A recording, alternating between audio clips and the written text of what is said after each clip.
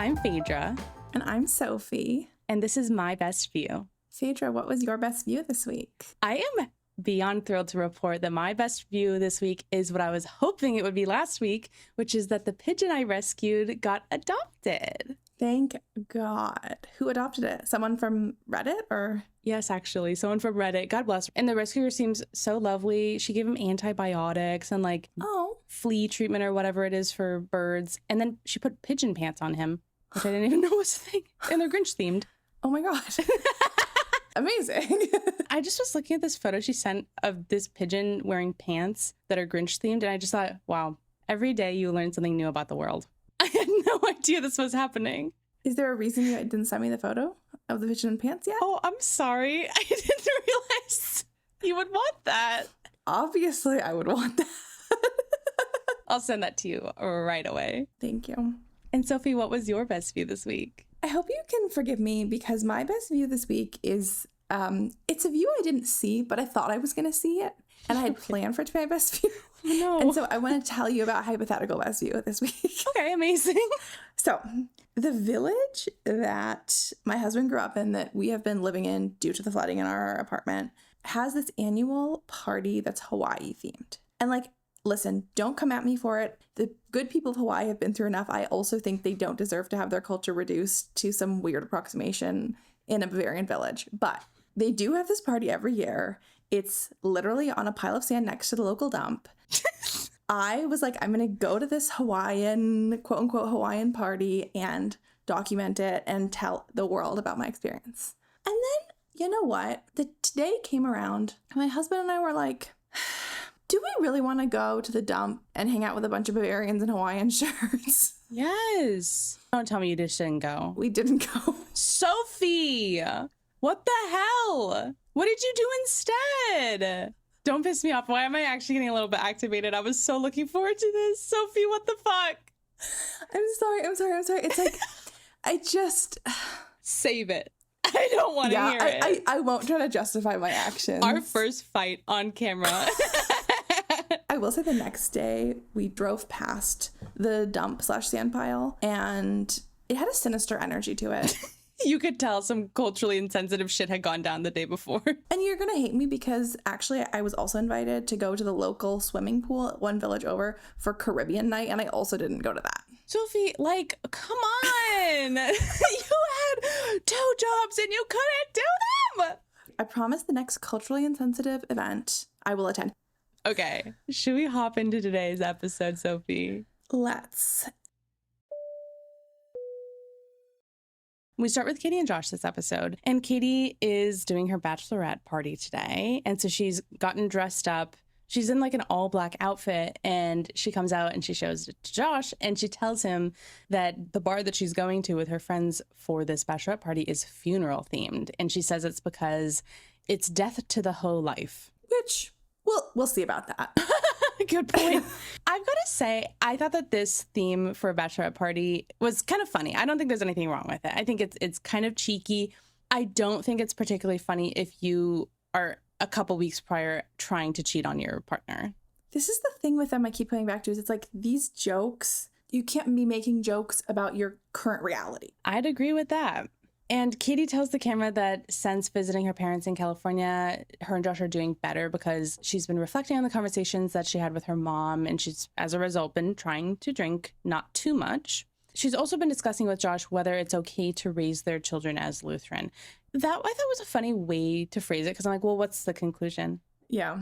And back in the moment, with a big old smile on her face, Catie tells Josh that tonight she wants to show him that she can be, quote, not a hoe, and be loyal to him so that he feels confident getting married to her. And he says, nice. Yeah. She asks him exactly what criteria he'll be rating her on tonight. You know, what can she do that when she comes home, he'll be satisfied and feel that she met those expectations? This cracked me up so much, too. The concept of being like, I'm going to be on my best behavior. So, by the way, how would you define best behavior? Literally.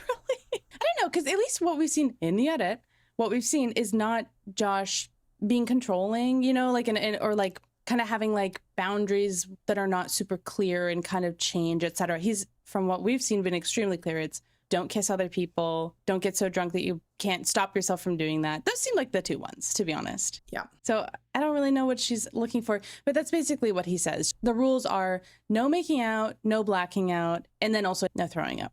And interesting moment. After they decide on this, they kiss goodbye, and Josh is genuinely like beaming. I noticed that. He looks so happy, and I'm like, okay, he's right where he wants to be, I guess. So Katie's friends show up in a white stretched limo, and they're all wearing black outfits like Catie is, like funeral vibes, which I think is kind of funny. Okay, this is neither here nor there, but the stretched limo was kind of killing me because there's straight up 5 people. I'm like, I don't think you needed like such, they're like all like on one end of it. I'm like, I feel like you could have gotten a regular. Just an Uber. Yeah, like deadass. In the limo, Catie proposes that they start by playing a little game, and she proposes that everyone say their favorite story about her making out with people. Catie.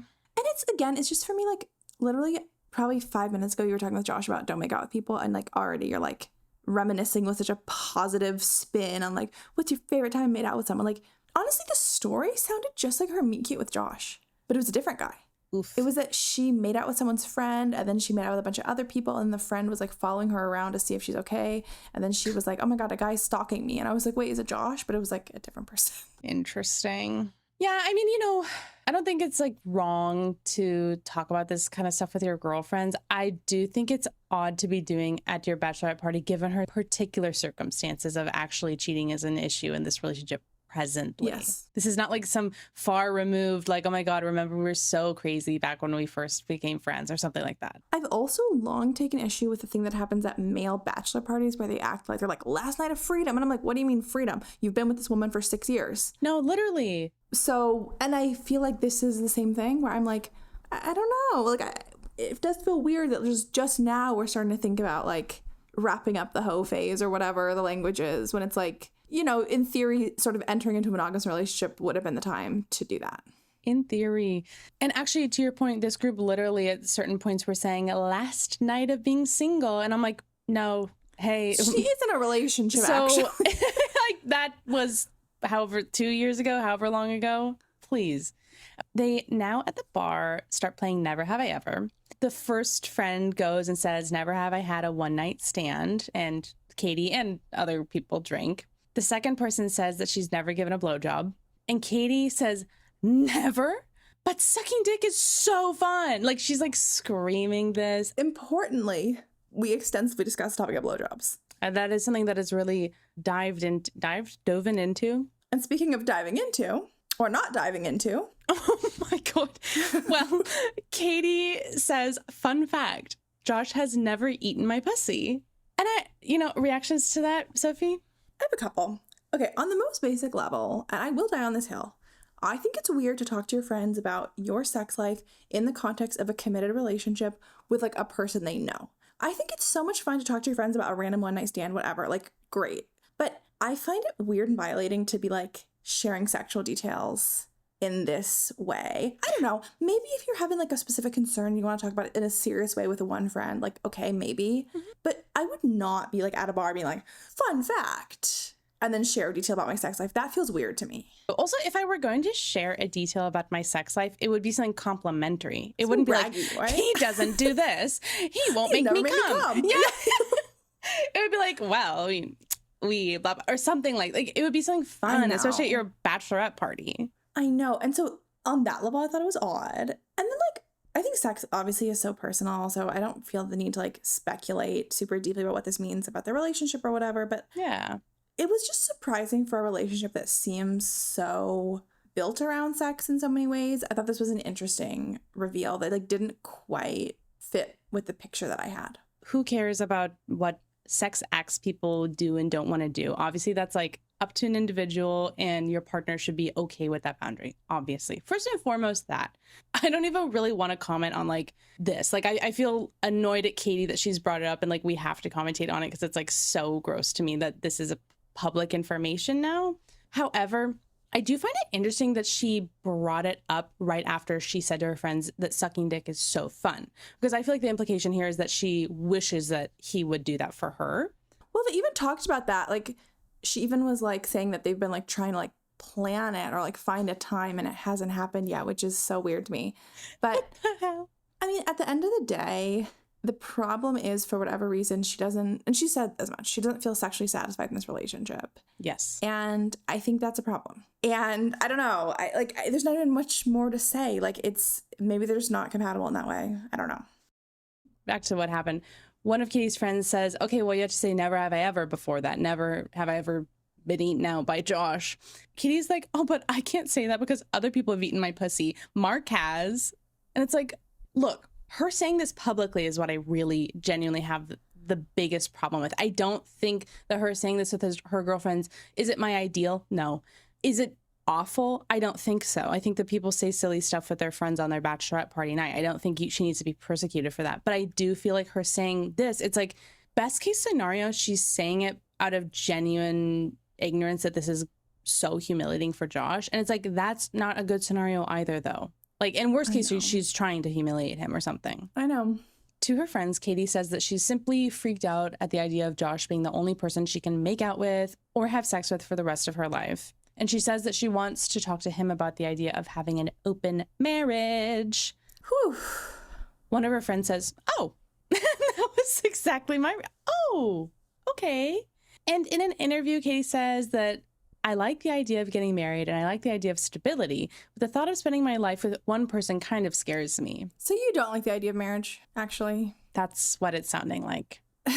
Like monogamy in general, at least. Yeah. Which is what Josh is expecting in this marriage. There are people you can marry who won't expect that, but Josh is not that person. Also, I guarantee you, they're at that bar tonight in Portland. You can go meet him anytime you want. No. I have to say, in general, your fear about getting married, I don't think that means you shouldn't get married. I think it's natural, especially if you're someone with a mental disorder like OCD, to have crazy thoughts and fears. I don't think that itself is a sign that you shouldn't go through with it. But I do think that fear being one of the predominant emotions you're feeling about marriage is a sign that you shouldn't do it. It's okay to have it. It shouldn't be one of the largest emotions. Yeah, I agree with that. And to her friends, Katie says that she likes the chase, but she also loves Josh. And it's just a separate thing to her. What do you think about that? I thought that was weird. I don't know. She just wants to have her cake and eat it too. I'm like, well, okay, Josh has told you that he only wants a monogamous relationship, but you're basically saying that you want him and a non-monogamous relationship. So you just don't care what he wants? It was very weird. Here was a bit of a Mallorie and Raşit situation all over again, where it was kind of clear that they have diametrically opposed needs. And I don't know why we're even pretending like that's something that could work in a way that benefits both people. Yeah. But honestly, my biggest takeaway from this whole conversation was I was really annoyed with her friends. Oh, interesting. Share why, please. Her friends basically, like, when she says she wants an open marriage, they're kind of like, oh. And like, you can tell none of them think it's a good idea. Yeah. They're all kind of like, oh. And one even tries to ask like about what the rules might be. And Katie says she hasn't thought about any rules. So it's like clearly just a half-baked idea at best. Oh my God, this is like the throuple from last season where they're like, rules? Huh, I hadn't thought about that. I think I take issue with this because, like, again, this is a personal preference. I know we share this preference. But like, I truly believe a big part of being friends or loving someone is calling them out directly on things that are unhealthy and harming them and those that they love. And I was kind of annoyed with all the friends being like, oh, okay. And they were like, kind of, do you think it might make or break the relationship? Oh, it might. Oh, okay.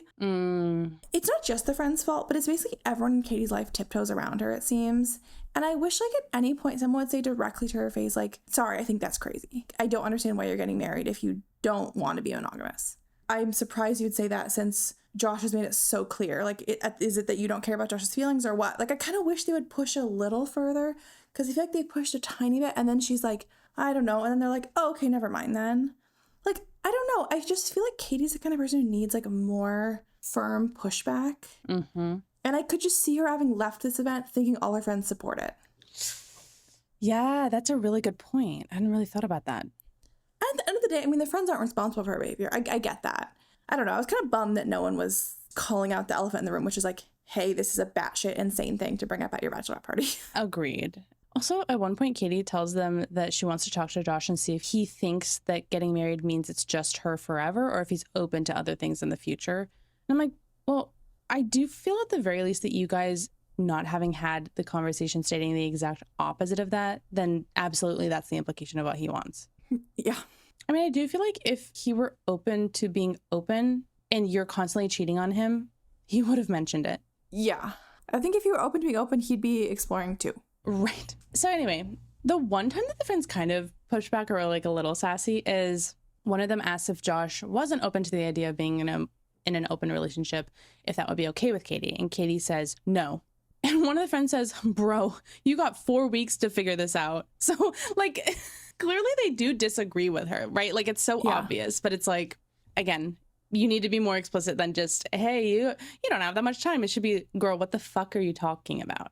I wouldn't expect anything else, because I feel like if she had people in her life who were the kind of people who would directly call her out, she wouldn't be doing half the shit she's doing. Mm-hmm. Bunch of enablers, to be honest. So last week, we talked a bit about like some of the social media discourse surrounding Catie and Josh specifically. And I just saw a video that Catie posted that was clarifying that in the situation at the cake tasting where, you know, she seemingly did not inform Josh that his belongings were arriving, she posted a video saying that actually she did tell him, and she posted like a screenshot of her texting him like, your belongings are coming. And she just seemed really upset with people that like they were assuming that it had gone a certain way.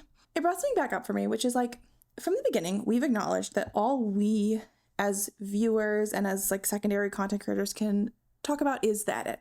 That's all the information we have. We acknowledge it is an edit. We acknowledge that things are spliced together, that we don't have every piece of information. We don't know everything about these people. If there is something key that has been left out and later we learn about it, we are happy to adjust our feelings based on that.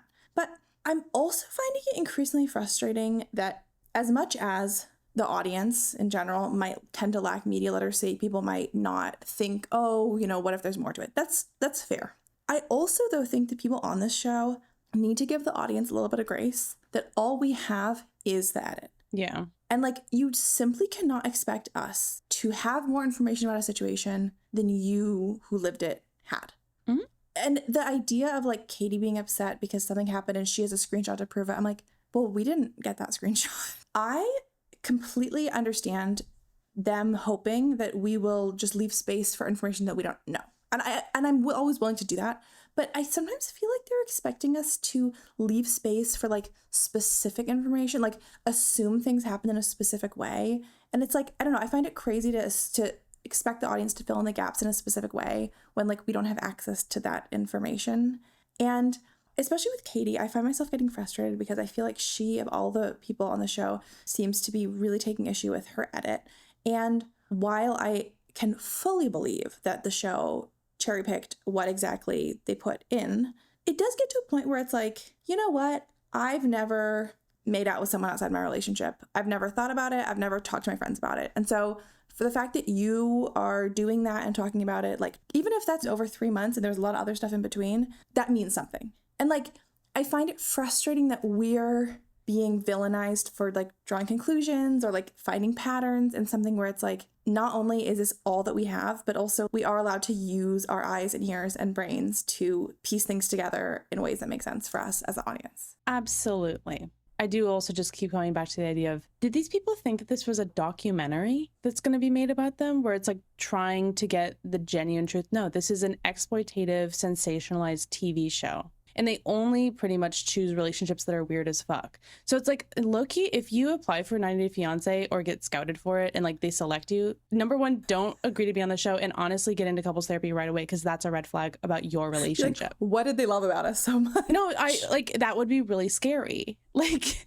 I'm sorry, I'm not saying it doesn't exist, but I've personally never seen a relationship on screen where I went, wow, that is a really, really good relationship with no red flags. I mean, hey, if it works for them and they're happy in the end, God bless. But sorry, what did you think you were doing? I don't get it.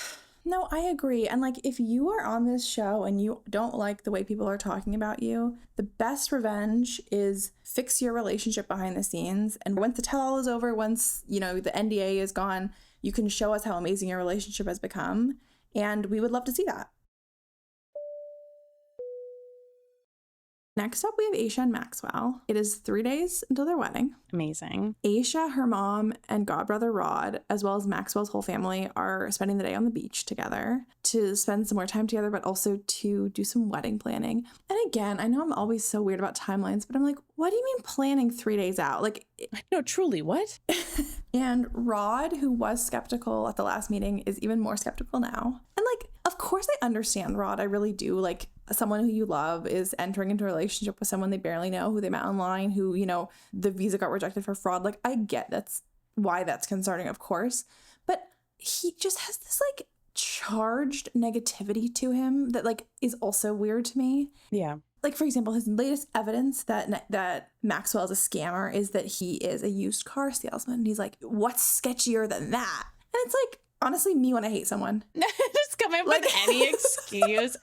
Sure, salesmen can be very charming and manipulative. I get it. But like, he really is continuing to go based only off of stereotypes of like, well, he's Nigerian and he's a used car salesman. He's automatically a scammer. And it's like, let's actually talk to the human being in front of you and then make an idea based off of that. Yeah. So at this point, Ashia's asking the group for ideas about how they can blend their cultures for the wedding. And again, lovely idea. It is 3 days out. I think sort of you get what you get with 3 days planning. But then Maxwell's dad refers to it as a white wedding. Rod asks what he means by that. And the dad says, we inherited it from white men like you people. And Rod says, last I checked, I'm a black man. I would love to talk to a Nigerian because I really was like, I think there's some cultural stuff we are not privy to here. I agree. And I understand that also Maxwell's dad, I feel like this concept of a white wedding, it's like, obviously, I think Maxwell's dad knows that Rod and Ashia are not white people, but it's like comes from, in a sense, white culture, like those Western, whatever you want to call it. But there is just something so funny about Maxwell's dad being like, you're white. And it's like, what? You're just not. White men like you. I feel like Rod was like, is there someone behind me? Who are you talking to? That really would be weird. I mean, and it became clear that like the traditional Nigerian wedding would have specific traditions involved that Ashia can't participate in because she's not Nigerian. Mm-hmm. And so they're going to have some traditional elements, but it's going to be like their own type of ceremony. Yes. Ashia is too funny because they're talking about all the specific elements that they can have at the ceremony. And she wants an element, which is like a dance where people throw money at you. Mm-hmm. Of course she wants that. I don't know, cracked me up that she's like, that sounds great. And then she clarifies, she's like, it sounds like a stripper, but they can make it rain on my wedding night. These clothes are staying on. We would expect nothing less, Ashia. And then again, it's just like this conversation. Like Ashia goes, what are the traditional wedding foods? And I'm like, you couldn't have Googled this 3 days ago? Like, I don't know. It's even with like 10 days to plan. I'm like, 3 days out, it should be pretty set, in my opinion. Yes. Also just shows how much she doesn't actually know about Nigerian culture. I feel that Ashia is not horrible when it comes to being in an international relationship because I think that she shows a lot of patience and understanding of Maxwell's culture. But again, she's not an expert. Like, this is not someone who like genuinely knows a ton. She's just kind of like go with the flow. And then something that's interesting is that Maxwell's mom says the wedding will be dry, no alcohol, because they're Christian. And it just kind of cracked me up because I was like, Catie. Like, it's just funny the way it's funny the way different people like manifest religion in different ways, even something that's like ostensibly the same religion. I know. So Rod is very upset about the concept of a dry wedding, and he says he's gonna BYOB, and he's like, if Ashia goes through with this wedding, I gotta be drunk as hell. Yeah.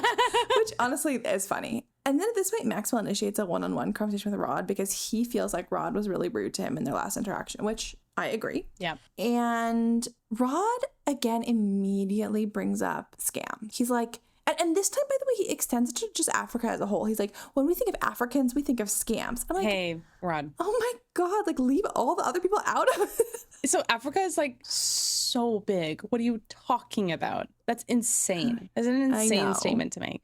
But then this is kind of funny. Maxwell admits that probably 4 out of 10 people he knows are scammers. Okay, Maxwell, you're not helping either. Okay. I, again, would love to talk to a Nigerian because I am like, not me stereotyping now, but like, is this because Maxwell is like a car salesman? Is there like a situation where like that makes it a higher likelihood? Or is it like the average Nigerian population, 4 out of 10? Like, that can't be right. I will say, I know this is a thing. There are like these like Nigerian scammer like farms. Like there is a thing that happens, but I think this is the tricky thing, right? It's like you can acknowledge it's a thing that happens, and also it's rude to assume each individual person you meet is like that. Yes. And it's the same thing I think when people make like sweeping accusations of what Americans are like. And it's like, I'll acknowledge where you're getting it from, but also I would be offended if you met me and your takeaway was that I was a Trump supporter and had a gun. Yeah, for sure. Basically, Maxwell just continues saying like their relationship is not a scam. They've never even exchanged money. It's just not about that. Now Rod brings up the car salesman topic to Maxwell directly. It's just like, I don't know where Rod thinks this is going. Like the gotcha where Maxwell's going to be like, oh, you're right, I am a scammer. Yeah. You know, because he's like, well, you sell cars. You're a salesman. So you're just selling this to me right now. Also, like, sorry, not to be like annoying, but selling is not the same thing as scamming. I know. Yeah, I'm sure that Maxwell is charming because he's a salesman and you have to be charming and you have to know how to sell stuff. But that's not the same as lying, to be honest. I agree. And I think Maxwell has a good point. He's like, you don't have to trust me, but trust Ashia. Really smart. And again, Rod is pushing back because he's like, I used to think Ashia was smart until this. It's like this whole back and forth. It's not really a good conversation. But then Rod accuses Maxwell of not being established and says he looks at Maxwell moving to the US as being a newborn baby. You don't have to. We really are just doing and saying whatever. Because like, you don't what? have to be doing all that. And then Maxwell at some point goes, I give you my word that it's like not a scam or whatever. And Rod goes, is that all you have? I'm like, what is this like zingy gotcha? Like schoolyard back and forth. Well, what else is he going to give you? A signed contract? Like, yeah, it's really money? Are you scamming him out of money? Also, truly, yeah, all you have as a human being really is your word a lot of the time. What does that even mean? I don't know. But like Rod, I admire so much about how protective he is. You know, like when I'm talking about Katie's friends and how I wish they would like push back more. Like I appreciate that he's the kind of friend who pushes back. But you also got to know when to stop. And you also got to know when you're just like pushing your own weird agenda. Agreed. And, you know, Rod is officially doing too much. He has been, and he continues to just be doing way too much. You know what, though? What you just said is like sparking something within my brain, which is my dream would have been to have Rod at Katie's bachelorette party. Can you fucking imagine? He'd just be like, what the hell? Oh my God. Him peeking out of the coffin at the bar. You know he's going to be at the tell-all. And I need him to commentate on... I need him actually to get his own chair. Like to host. Not only does he come out and like share his opinion like about the Ashia and Maxwell stuff. No, you know what? Have him just fully pull up a chair next to them and then he just says stuff about everyone's relationship. And not for nothing. I think he's kind of amazing. I agree. Like, I really actually hate how he's coming across as like genuinely xenophobic and fucked up in this situation. But I'm like, Rod, please take a step back, channel your powers for good. I think you're really entertaining. I think often you're correct. You got to have a little bit more discernment with what to say at which point. I agree. Marissa and Edward, we have 44 days to wed, it says up top. And we kind of pick back up in the argument that was happening last episode where they're like on the waterfront in New York City. Marissa tells Edward that she's really questioning whether or not they should get married. He like laughs. He says he can't believe this, like it's ridiculous. And she says that she can't believe that he can't understand how she feels. My initial reaction was like, girl, what about how he feels? But to her credit, she does say that she also doesn't want Edward to be subjected to being with someone who isn't 100% sure that she wants to get married. Yeah. I feel that that was very fair. And I'm glad that she said that because it's not fair to him either. Like, it's true. And Edward tells her in a kind of shaky voice, like it seems like he's quite emotional about this. He tells her that he came here today to express his feelings and she's ignoring how he's feeling. And he's been listening to her and about her feelings the last 45 days. And Marissa says that she doesn't feel proud of her behavior right now, but she just doesn't know who she is right now, like in her life. And I have to say, when she said that, something clicked a little bit for me. Okay. I still don't fully understand, but I was like, I think this might be a bigger factor than we realized. Is I wonder, is she having some sort of midlife identity crisis? Because it is interesting the way that she said that, like she doesn't know who she is right now in her life. And then that paired with the fact that according to both of them, their relationship was really good until Edward has actually arrived here. I almost feel like she's been living out some sort of fantasy with him and like this like side life she's been living where it's like, okay, she's Marissa, the mom and the career woman in New York. And then she goes to the DR and she's like just fun Marissa who has like this young guy that she has this good relationship with. But then when he actually comes into her environment, she's confronted with the idea of, wait, who am I actually identity-wise with this person. These multiple identities are all coming together in a way that doesn't actually feel like it's aligning for her. That's actually clicking for me when you're saying that. I think that she's having an internal identity crisis that is playing a much larger factor than I had really considered before. I don't think it's just about this relationship with this guy. I would totally believe that. I think that's probably right. And Edward demands an answer for if they're moving forward with this relationship or not. He wants this answer right now. And she just says she can't give him a full answer right now. And he gets super frustrated and says that they've had 2 years to think about this. And they've always said that no matter what happens, they're going to fight to be together.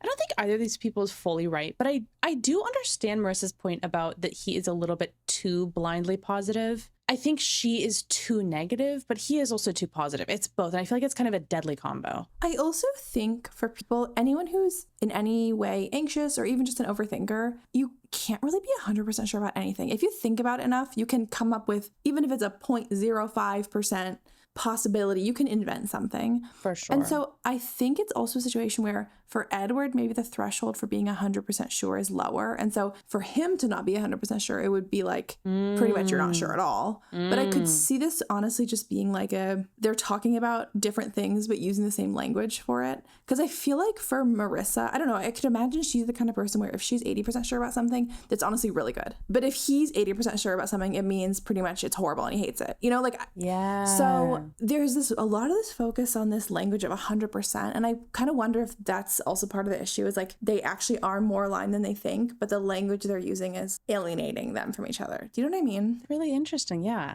that's a good thing to keep in mind. So we cut to the next morning. Edward has slept on the couch at the New York apartment. Marissa, in an interview, says that after the cameras left the night before, she and Edward continued talking, and Edward brought up her ex-boyfriend, which is the first we've heard about this. Yes, not to be confused with the ex-husband. Exactly, an ex-boyfriend. And she explains that she was casually dating this guy before she met Edward, and she's still friends with him and doesn't see why that would be a problem. It doesn't sound like it was a serious relationship or anything like that.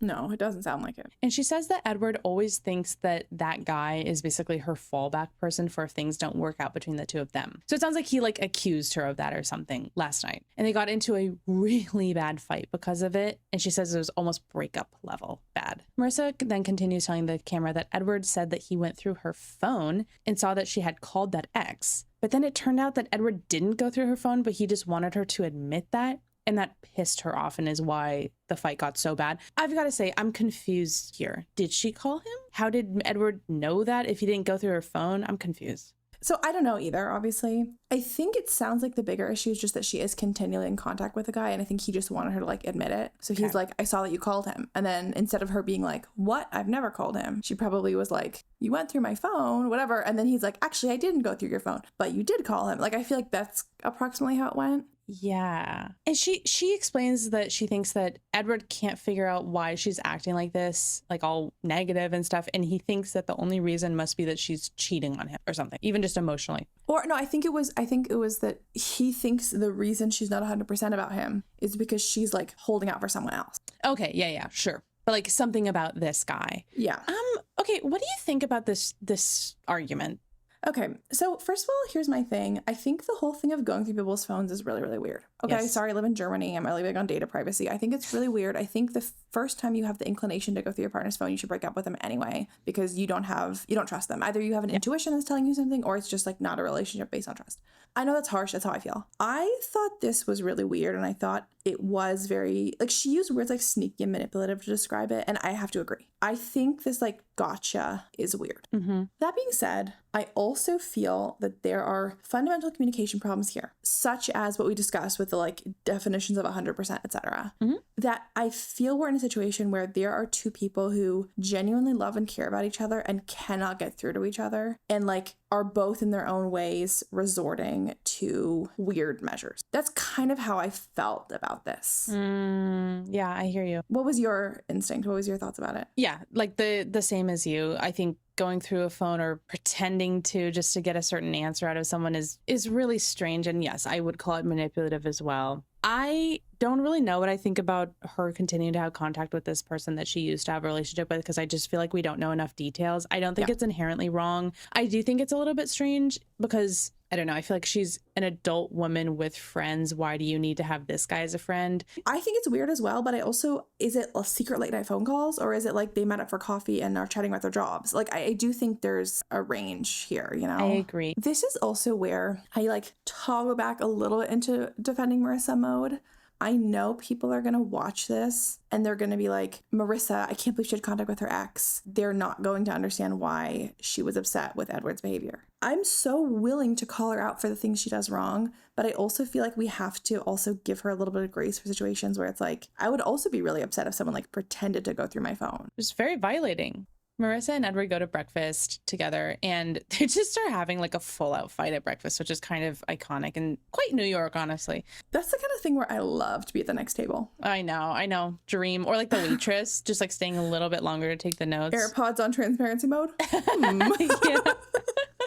At the table, Marissa says that after their initial fight, she was feeling really bad and like that Edward may very well leave her over this. She was realizing how serious that was and how much she doesn't want that to happen. But then now that this happened, he like was manipulative in this way. She feels like she doesn't even really care. She's like, quote, then leave me if that's how you're going to behave. And I don't actually believe her. I feel like she's like in a weird way looking for validation from him. I feel like when people say stuff like this, it's like, am I wrong here? It's just my intuition. No. I think it's also just more of like a throwing up your arms, like, fine, then do whatever. I don't think she really means like, okay, I think you should, but you know, whatever. But, you know, she does feel a bit more victimized here. And again, like, I don't think wrongly. I think that was weird of him to do. I think she's been acting really bad. And I think also he acted bad last night. Both are true.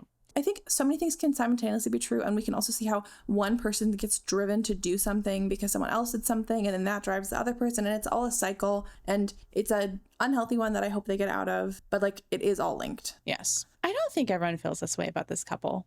I know they don't. But I think that their conflicts are fascinating. In a way, I love watching them because I feel that there is just a lot of nuance here. There's just a lot to dig into. And genuinely, like, I would love nothing more than to have them on that show Couples Therapy with that therapist, Orna. Yeah. I would love to watch that.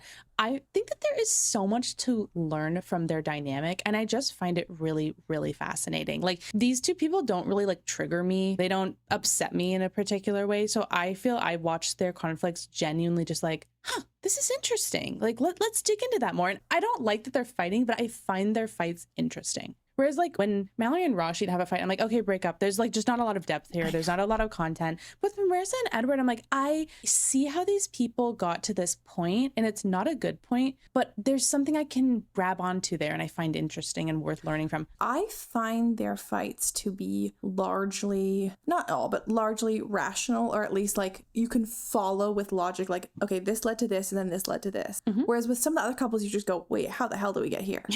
Yeah. So at the table, Edward again asks for an answer from her, basically about are they moving forward with the wedding or not? And she again says she needs more time. I will note that they have 45 days left. They have more than some of the other people. So this isn't like 2 weeks before, for example. There's an interesting interview that they cut in here that was kind of random to put here. But in an interview, Marissa says, I know that his intentions weren't to upset me, but I think that he's just so afraid of losing me. Sometimes it causes him to act irrationally. And I'm not saying she's wrong, but it is interesting how that I feel that could be applied equally to her.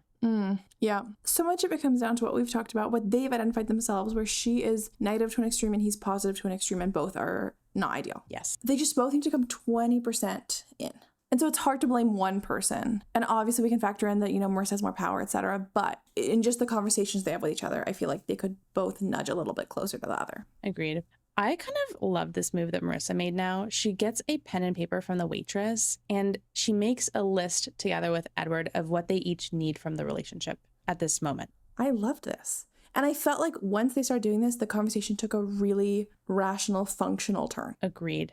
So what he needs is more affection and to know when she is upset so that he doesn't overthink her behavior in that moment. And she needs him to work on his jealousy and for him to develop his own independent life in the US. I felt like all of these were really fair asks. I agree. I think that she is very unfair in general with how quickly she's expecting him to develop an independent life in the US. I stand by that. But generally, I don't think that's an unfair thing to want from him. I agree. And they agree that they're going to revisit this list in 2 weeks. And Edward says that if they can't resolve this within that time frame, then it's over. And you know, I actually think that her ask of that he needs to develop his own independent life in the US, I do think potentially 2 weeks is actually not enough time for that. Like, I don't know. That's a really tough thing to develop in only 2 weeks. But I think that his asks of her are very, very doable within that time frame to become more affectionate and to just tell him when she's upset.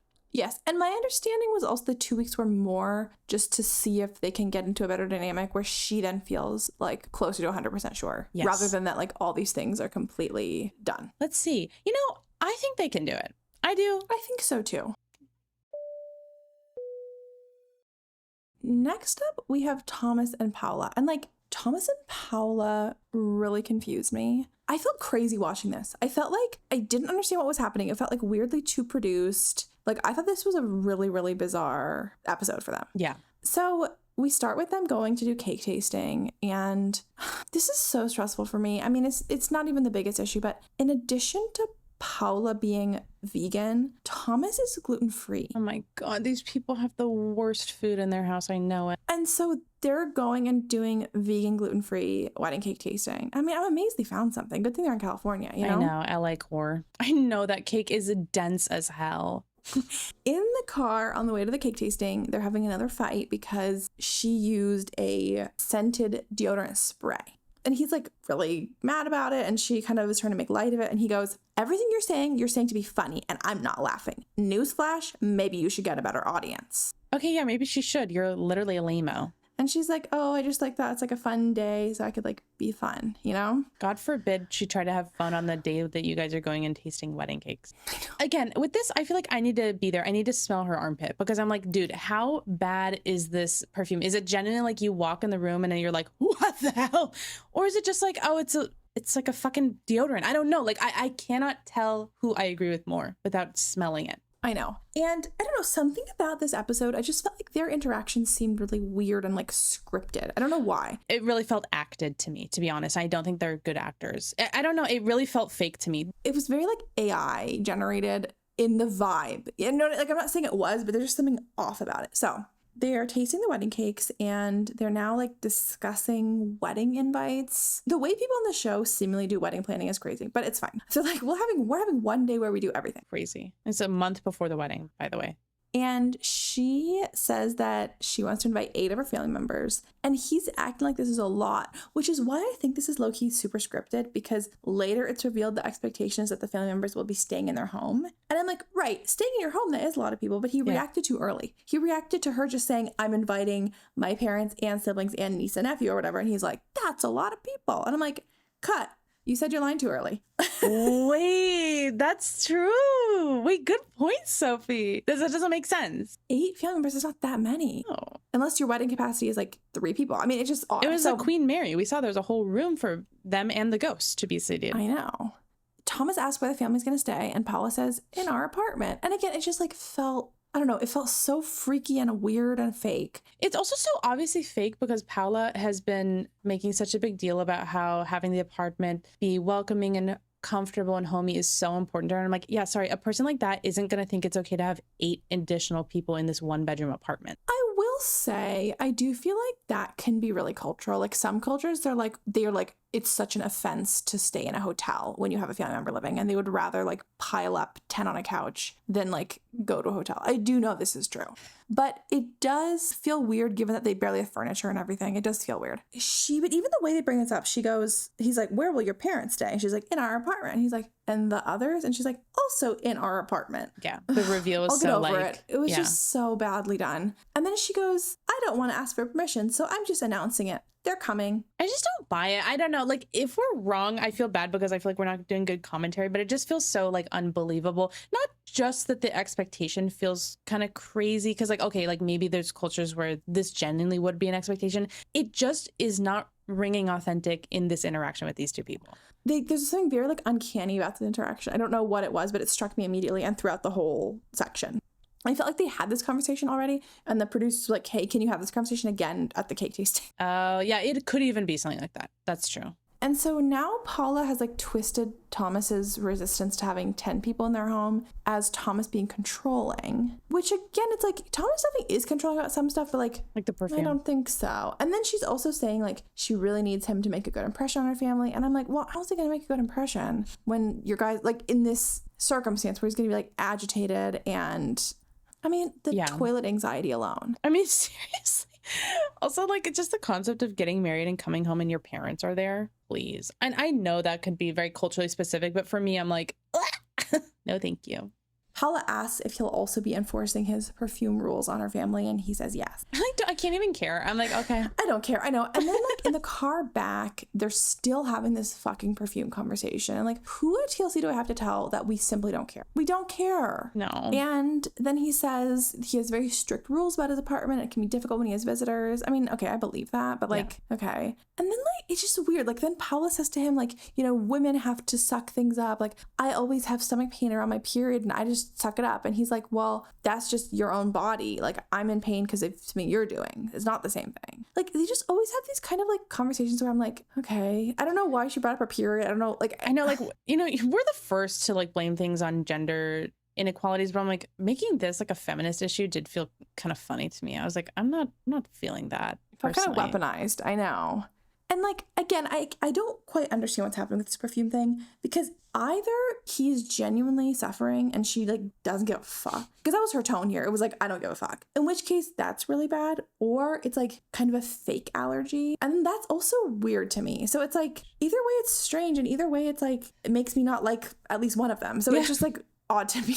And then Thomas is like, I don't get why you don't ask my opinion. Like, if you like spray a perfume, like before you spray it all over, why don't you like ask me, like, is this one you'd be sensitive to? Which I was like, that's actually a good idea, low-key. And I do fear that that's like basic human decency to like, at the very least, a roommate. I know. And then she says, quote, it's the same as if I asked a cockroach, hey, cockroach, can I spray poison on you? You are my cockroach. I was like, what? So first of all, are you admitting it's poison? Are you admitting that it's... He hates it and it's killing him, essentially, like emotionally? And he's a cockroach? I'm like, in this example, you're both doing something bad. He's a cockroach and you're poisoning him. Paula is weird to me. You know, she's a very kind-hearted person. She seems very sweet, and I like her energy in many ways. But then, like, when it comes to any conflict, I am like, wait, are you being vindictive and weird? I don't get what's happening here. And then we keep kind of jumping around. And then now she's saying, like, she says in an interview that she feels like he micromanages her and she feels trapped. Not like an awesome way to feel right before your wedding, I must say. And then he tells her she has the option to not get married if the perfume is a deal breaker. I'm like, how the fuck did we get here? Like, what? That's why I guess I'm just like, is all of this fake because it's so crazy and weird to me? Or is it real and these people are just crazy and weird? I don't understand what's going on. It's not landing for me one way or another. Yeah, either way, I can't relate to anything happening on screen. It's weird. I don't know. And like, honestly, I feel like we could be leaning so much more into like the food insensitivity issues. The fact that he is gluten-free and on the carnivore diet, basically, and she's a vegan. That's fascinating. Let's do more of that. Let's see them go to a restaurant together. Oh my God, seriously. I need to see her cooking with a gas mask on again. That was hilarious. We now have Shea and Anabelle, and oh boy, these two are back to their freaky hygienic hijinks because we open to them working out together. By the way, doing Zumba with just like so many dead animal heads in the background. It's such a funny visual. That's the best way to do Zumba, baby. The Kentucky special. And then because they've been working out, Anabelle is like, oh, do you want to shower together? And he's like, oh, if you want to. It's sexual. The camera is present. We get a shot of Anabelle peeking out from the shower, topless, calling Shea in. And we get a shot of him taking off his shorts. Like, it's so cinematic. It's like low on the ground. The pants come off. Mind you, love to note that no underwear was in there. So the implication, I guess, is that he's just wearing those shorts, no underwear. Free balling while doing Zumba. That's why they can only film from like his waist up, because his nuts are just jiggling around in those shorts while he's doing Zumba. Okay, I will say the producers and cinematographers on the show, they really have a talent for making sex completely unsexy. I'll give him that. Very repulsive, animalistic, but not in like a sexy way. Animalistic as in like you're watching Nat Geo and you're just like, oh my God, that's how they're doing it? Whoa. Yeah. That's disturbing. So after he's taken off his shorts, no underwear, we see him get into the shower, and we unfortunately get a shot inside of the shower essentially with them, like through the glass at least. And they are, I would say, making out, but it's more just like awkwardly pecking each other over and over again, which is interesting. And the show adds in like bow chicka bow wow music. So gross. And Shea says, you taste yummy. Yum yum. Simply no. I just don't want any more of this. I love it. I want it once an episode. It really takes us back to, I believe, episode 1 or 2, where he was calling her yummy in bed as well. He loves that word. For me, though, the freakiest fucking part of this episode, freakier than whatever was happening in that shower, was them having like a low-key, functional, mature conversation after this. That scared me more. This episode was so many confusions happening at once. Because why is Ashia the most rational person on the American cast? Why are Shea and Anabelle having an adult conversation and Shea kind of standing up for her in this episode in many ways? Whatever. So in the next scene, we see Shea and Anabelle drinking some kind of shake together, and Anabelle says, cheers to healthy living. And Shea tells Anabelle that he doesn't like the way that things ended with Allison the other day, and they need to make things right. And Anabelle calls Allison a spoiled brat. She loves saying that. I know. I love that. I love also just your partner being like, hey, we need to solve this conflict with my daughter. And you go, well, she's a bitch. Yeah. Okay, well. First of all.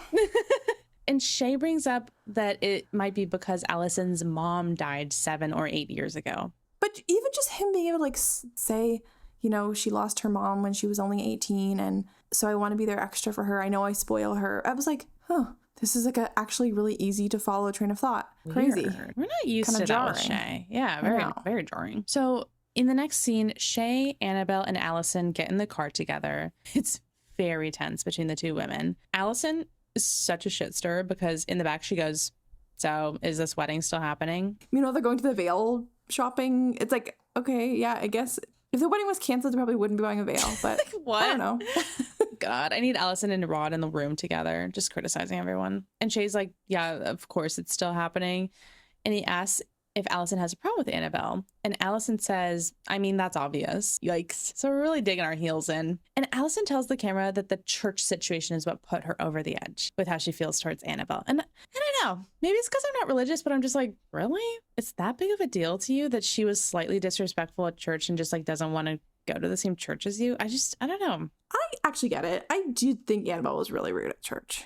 I know we're not religious, but I think about if you brought someone to anything that was important to you. Like, I don't know, got someone tickets to a live filming of your favorite podcast, and the whole time they're like, how long is this thing? Like, you know what I mean? Like, I feel like you would be like, you didn't have to come, but like, if you're going to come, like, can you not be rude about it? No, that's true. That's a good way to think about it. I love that my religion, my church is watching a live taping of a podcast. I don't know. You don't like theater. So no, you know what? I'm not criticizing you. That was spot on comparison, but that's just such a funny reality. Imagine you're sitting at home and a pigeon comes to your window, and then someone says, I don't like that pigeon. Fuck How would you feel? Bitch. That's so funny. Back in the car, Shea tells Allison that she needs to give Anabelle some leeway because she just got here and she's still adjusting to things. And Allison says that Anabelle disrespected her in her church and that was too much. And Shea says that Anabelle didn't know she was being disrespectful. Whatever. They're just going back and forth. And then, okay, Shea freaks me out because he does something that I was doing at home from my couch. He calls out that Allison is just talking about Anabelle as if she's not there with them. That was weird. Not him like being respectful. He was lucid this episode. It was kind of, maybe he was like honestly sober this episode for the first time. I don't know. God, seriously. And he had worked out. Like his brain is finally functioning somewhat normally. I'm happy to see it, honestly. Same. And Allison says it's because Anabelle doesn't talk. And when she does, she's a bitch. Which is a crazy, super disrespectful thing to say. I will say, though, Anabelle says the same type of shit behind her back to Shea. So I'm like, well, I don't know. I can't say she doesn't deserve it. Also, to be fair, Anabelle hasn't been talking. Like, it is kind of true. Like, she does only open her mouth to be like, you're a spoiled brat. To be fair, though, Shea and Allison were talking about her as if she wasn't there. So I guess, like, that's already kind of disrespectful. I might check out, too. I don't know. The situation is just weird. Everyone is just being weird. But Shea tells Allison not to call Anabelle a bitch. Surely the bare minimum. But I was like, okay, I thought this was funny, though. She was like, she doesn't talk. When he says she's a bitch, and he goes, why is she a bitch? Don't call her a bitch either. Like, the don't call her a bitch was secondary. That's funny. Also, why is she a bitch? Allison just said. I know. And then Anabelle, though, in an interview we cut to, says, fuck her. I can't believe she called me a bitch. These two, I'm just saying, I don't think anyone is handling the situation correctly. I know. Shea says that the two of them need to repair their problems. And they arrive at the veil thing, and Shea sends the two women in together. And I didn't realize that he wasn't going to be present. I mean, I guess that the implication is like they don't want him to see the dress before. He's done this before too. He like drops them off at a salon or whatever. Y'all sort it out. I know. So I was like, I guess he kind of gets an excuse in my book here because it is the tradition for the husband to not see the wedding dress before. But I am like, it's kind of convenient because he does have a history of just like setting the two of them into a room together and like basically locking the door until they've sorted it out. Anyway, so Anabelle tells the camera that she and Shea have already had marriages before this. This is, I believe, the first time we're learning that Anabelle has been married before. I think so. And she didn't want to spend too much money on the dress. She just thinks that's ridiculous. So she just got one online for $200. And she does want to get a nice veil, which is what she's buying today. Things are so tense between Anabelle and Allison, though, at this like veil fitting. I know.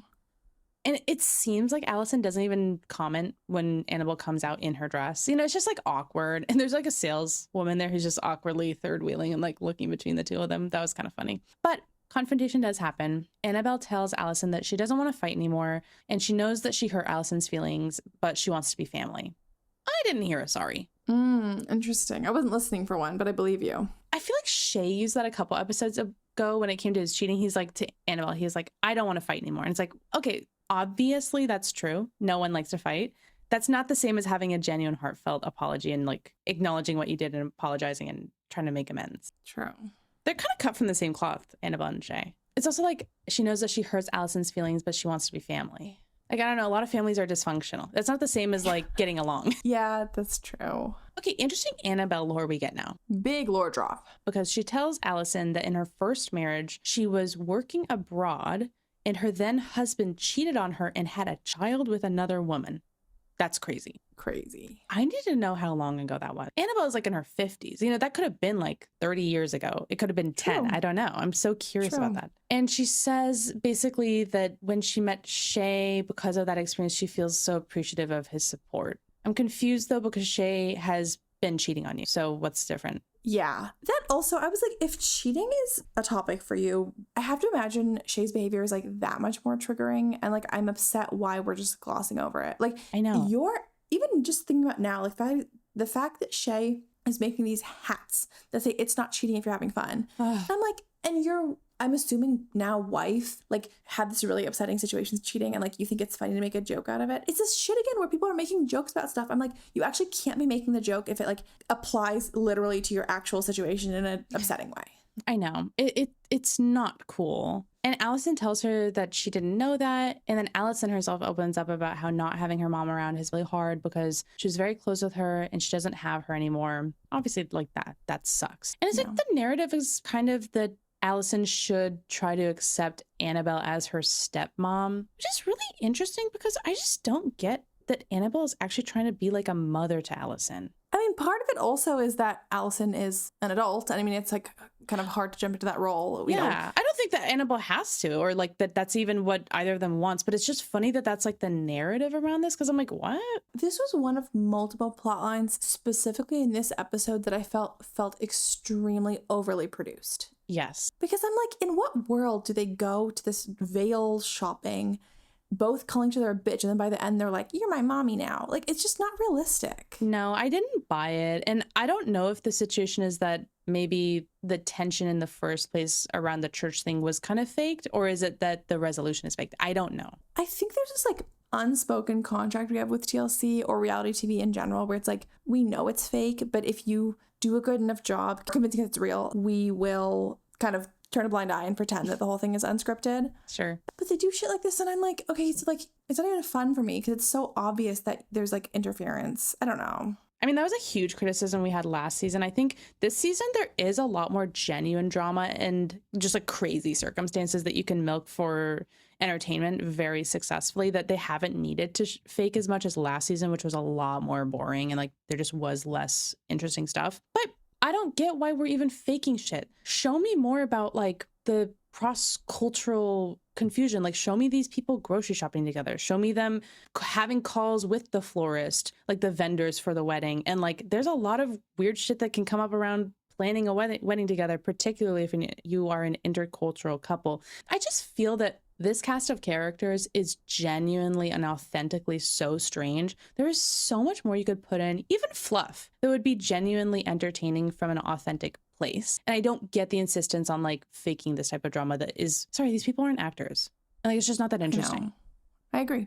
Okay, actually, Couple is a perfect example of producer interference and how it can be done successfully for entertainment. Because the second half was a failure because it was nonsensical and it wasn't interesting. And it was just wrapped up way too quickly and with a bow in a way that just didn't feel realistic at all. At all. But then look at the first section where Shea and Anabelle are working out together and then take a shower together. I feel that was very encouraged by production, but I think it comes from a place where like these people are genuinely acting like this even without cameras around. So even if this particular shower incident was somewhat faked, it's still entertaining because you're like, at the very least, why the fuck are these people doing this on camera? Like, this is crazy and freaky and hilarious, and very few people would do this, and so I'm entertained by it. So I feel like it's a really good example of when producer interference can be successful versus not. I agree.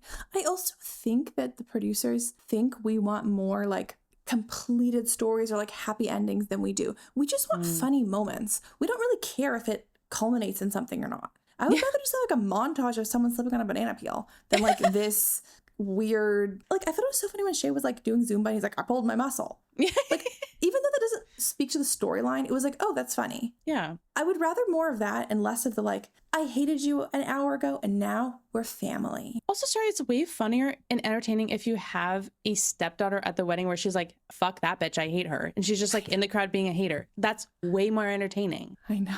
Why do we have to wrap it up with a bow? This is fucking 90 Day Fiancé. It's not The Bachelor. My God.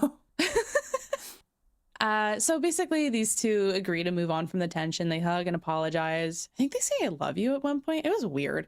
And then in an interview, Allison did say something funny. She said, we're going to change my name from spoiled brat to just spoiled. That was kind of funny. Yeah. I hate when we're wrapping shit up with a bow with a couple like Shea and Anabelle, because I'm like, wait, what do you mean? So it's just going to be smooth sailing from here on out with the guy who's a crazy alcoholic, consistently cheating on his partner and lying about it, who has like multiple baby mamas and ex-wives in the same town where like they're all in the same social group. You're telling me there's basically going to be no more tension between them on episode 13? You have to be joking me. There's still time for like one more plot line, but we're getting to a point where it's like, okay, this is it, which is scary with some of these couples, you know? Yeah. Now we have Mallorie and Raşit, and I mean, this section starts with this like random montage. Mallorie is horseback riding while Raşit is woodworking, hobby montage. And Raşit is, you know, in his little woodworking shed, and he decides to FaceTime his brother to talk about the whole situation with Mallorie not wanting kids. And he tells his brother that Mallorie doesn't want kids, and the brother wants to know why this didn't come up earlier. Good question. But then also says that this means Mallorie doesn't love him, and tells Raşit to like set an ultimatum that if she doesn't want kids, he's not going to marry her. And Raşit then says in an interview that if she doesn't want kids, he doesn't want to get married. So here I'm like, okay, so then there's your answer. Like, why are we still entertaining any of this? I don't know. People are so crazy. I'm like, you've explicitly said what your boundary is, and like, why do I not believe you're going to stick to it? I know. So now it's 2 days later. It's 33 days to wed. And Mallorie and Raşit are looking at venues while, of course, actively having this major conflict. Awesome. That's a perfect time. And this is so bizarre to me. Like, Raşit has this really bad vibe because, like, Mallorie's like, oh, yeah, you know, I could totally see us having the ceremony here. And Raşit's kind of like, if it happens, like, fairly. I don't know. I get that. And then Mallorie's upset with him for, like, not being engaged or, like, positive at the wedding venue scoping. But I'm like, I don't know. I feel like you guys should actually figure out if you're getting married or not first. I thought what you were going to bring up is how, sorry to back it up, but when they're driving to the wedding venue, it's raining and he's like so angry that they're driving in the rain. That was so weird to me. I didn't even catch that. Did you not? Oh my God, he was pissed about it. He's like, ugh. He's basically like, I don't even know why we're out here. It's raining. And she's like, first of all, we're in the car. Also, it's Alabama. It's going to stop raining really soon. And then, yeah, by the time they got to the venue, it wasn't raining anymore. It was sunny. But he was just like so angry that they were in the car or outside at all in the rain. I just thought it showed he was just in a bad fucking mood. You know, he was just trying to pick a fight. But it's also like, I don't know, like I have been and will continue to be critical of Raşit for personality traits of his I don't like. But I get it. Your partner withheld key information from you. Yes. And is now acting like everything's normal. Like, that would drive me fucking crazy too. Someone said, hey, here's information that actually would have made you not even want to move to this country if you knew it ahead of time. Anyway, let's look at a venue. I know. Like, I really do come back to this word coercive. When it comes to this, I really feel freaked out by the fact that Mallorie did not give Raşit enough information so that Raşit could make a fully informed choice about his own future. I really find it freaky. I really don't want to bring a man into a discussion about like reproductive freedom because that's not what reproductive freedom is about. But I do on some level feel like it's so important for everyone to be able to make their own reproductive choices. And I think it's really freaky to like actively lie to someone about what you're offering to them in terms of reproduction. Like, I think that's really weird. It's just like such not a cool thing to essentially trick someone about. I know. It's literally his ability to make an informed decision about his life. Ahead of time. It is frustrating because like he gets to the wedding venue and yeah, he's making kind of snarky comments, which, okay, not like ideal, but what does she want from him? Does she want him to lie? I know. If it's one thing if she'd been like, look, we have to go to this thing today because we booked it way ahead and this is the only date they had. I know that it's weird between us right now, but like, can we just have a look? Like, okay, but that clearly wasn't her framing because she was clearly expecting him to be more like kind of romantic about it. Mm-hmm. And it's just like I hate to like overuse this word, but like it was almost a bit gaslighting adjacent for me. Mm-hmm. That she's like, what? Why are you upset? And it's like, you know literally exactly why he's upset. That was weird. I just feel it's so clear that these two are not compatible. Even without this particular storyline about having children, they weren't compatible before this. They're not compatible in any way. They're really not. It's also interesting. This was one specific phrase she said that I thought was really odd. She did an interview, like a solo interview about the situation, and she was saying that she's just annoyed that he can't go along with the tour. And she's like, why can't we just like pretend everything's okay? And then she says, play along, please. Ooh. And I thought that was such a weird language to be like, why can't he just play along? It's like, this is his life. These are huge decisions about his future. What do you mean play along? Play along for the sake of the two employees at the venue? Like, just weird. Or for the camera? I don't know. Weird. At this point, Raşit basically conveys what his brother said and asks, you know, why she didn't tell him before he moved. And she says she wanted to have the conversation, quote, in person when I really thought it was necessary. In person? Sure. In person, sure, although you were in person before in Turkey. But this thing of when I really thought it was necessary, that I feel is really telling. I'm curious what changed for her. It was literally just like, oh, it's getting to the point where I can't lie about it anymore. So that's when it became necessary. I feel like, honestly, it's probably her like guilty conscience.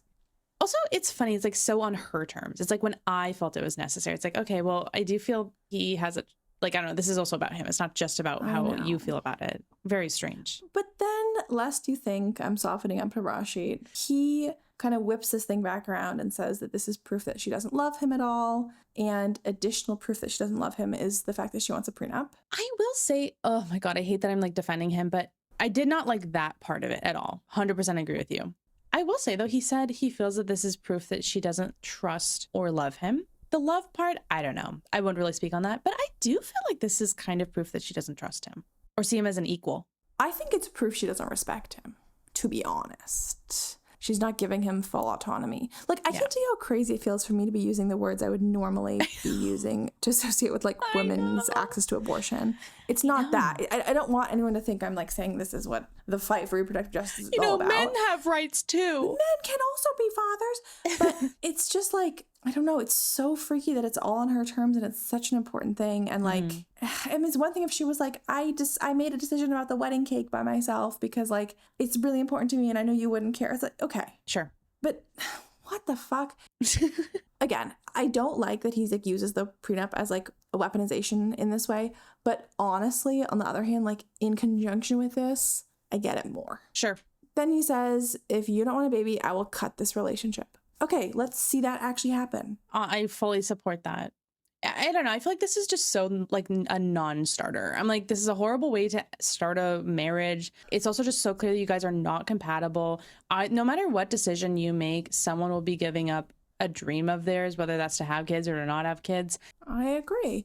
And then Mallorie says in an interview that he has no empathy towards her. And like specifically, like he's not being empathetic towards her past. And that makes her consider ending things like from her side. And I'm like, okay, do it. First of all, just do it. But also I'm like, I don't know. Again, like it would be one thing if he were doing like attacks on her when she brought it up on their second date. If he's like, you're a horrible person. Like, okay, that's not what's happening here. And I cannot stress what it means for me to be defending him in this situation. I know, I feel crazy. I'm just really frustrated that this is like how she at all views the situation. And then she tells him she needs more time because he's like trying to set an ultimatum. And she says she needs more time. He says there is no more time. She says she's not ready now. And he says she played him. And then that's the end of that. I think the problem here is both of these people are manipulative.